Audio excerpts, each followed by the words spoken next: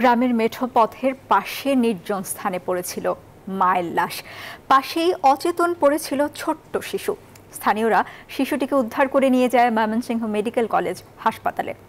আর police অজ্ঞাত ওই নারীর লাশ নিয়ে যায় থানায়। বুধবার সকালে উপজেলার বিশকাকুনি ইউনিয়নের কাছিয়াকান্দা গ্রামে সড়কের পাশ থেকে তাদের উদ্ধারের পর এলাকায় চাঞ্চল্যের সৃষ্টি হয়েছে।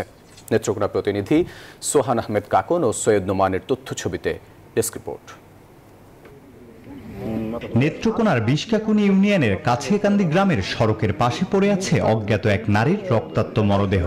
তার পাশেই অচেতন অবস্থায় পড়েছিল ছোট্ট শিশু, যা দেখে স্থানীয় জনতা স্তম্ভিত হয়ে পড়ে।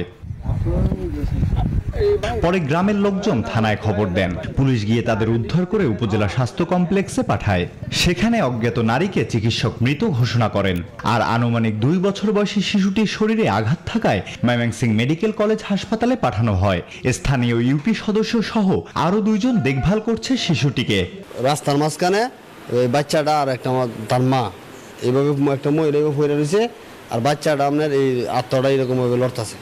ডাক্তাররা আসছে আর কি লিখে রেখে কাগজপত্র দিছে, মাথার রক্ত পরীক্ষা করছি, সিটি স্ক্যান করছি, এরপর একটা স্যালাইন দিছে, আটটা দিছে। মোটামুটি ভালো আছে বাচ্চা এখন, কিন্তু বাচ্চা আনকনসিয়াস, জ্ঞান নাই। মরদেহটি ময়নাতদন্তের পাশাপাশি পরিচয় নিশ্চিতে কাজ করছে পিবিআই ও জেলা পুলিশ। পরিচয় শনাক্ত করার জন্য আমরা সকাল থেকে কাজ করে যাচ্ছিলাম। বারবার তার ফিঙ্গার নেওয়া হচ্ছিল, কিন্তু ম্যাচ করছিল না এবং মহিলার শরীরে বিভিন্ন জায়গায় আঘাতের চিহ্ন রয়েছে।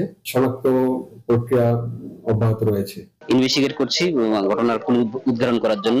আমরা আশা করছি খুব শীঘ্রই একটা ক্লু উদ্ঘাটন করব এবং আসামিকে গ্রেফতার করতে সক্ষম হব। দ্রুত প্রকৃত ঘটনা উদ্ঘাটন করে নিহতের পরিচয় শনাক্ত করবে পুলিশ, এমনটা প্রত্যাশা সবার। দেখা যাচ্ছে না এখন, ঠিক আছে। Desk report, news 24।